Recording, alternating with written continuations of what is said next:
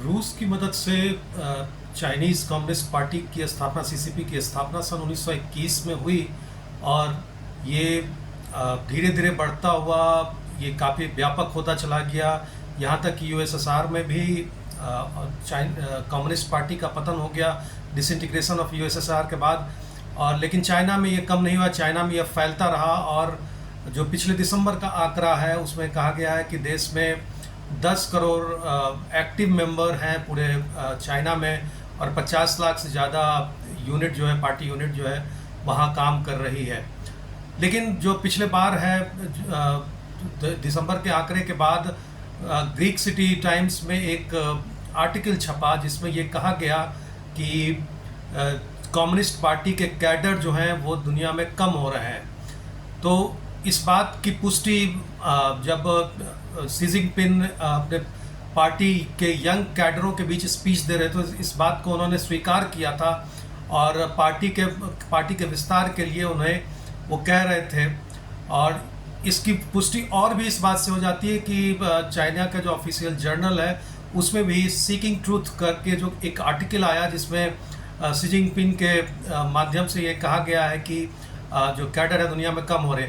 आंकड़ों को देखा जाए तो कहा जा रहा है कि दुनिया भर में 41 करोड़ ऐसे जो कम्युनिस्ट पार्टी के मेंबर थे उन्होंने अपने मेंबरशिप को छोड़ दिया है।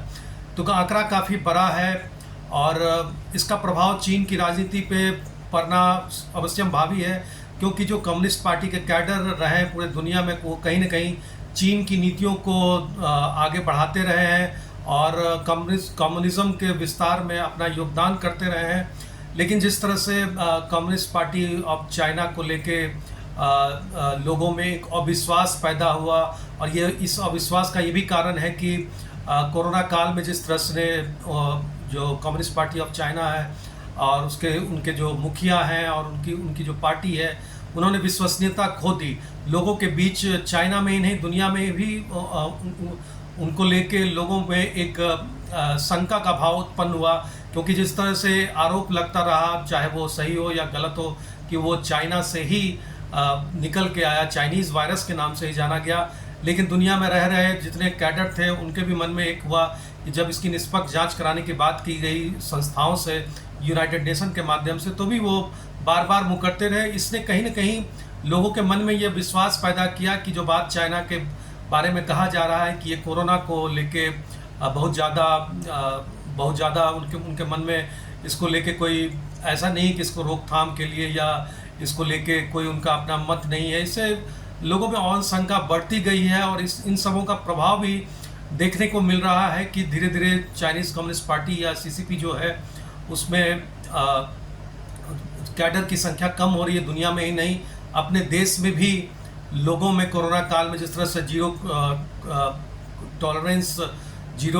कोविड टॉलरेंस की बात की गई और उसमें अपार्टमेंट में लोग जलते रहे, लेकिन सरकार ने उन्हें बाहर नहीं निकाला, घर से निकलने नहीं दिया, लोग सड़कों पे आ गए। तो ये सारी घटनाओं ने मिलकर कहीं ना कहीं उनके जो सीसीपी है उसके प्रति अविश्वास को बढ़ाया है, और जिसका प्रभाव वहाँ की राजनीति में आगे आने वाले दिनों में पड़ेगा।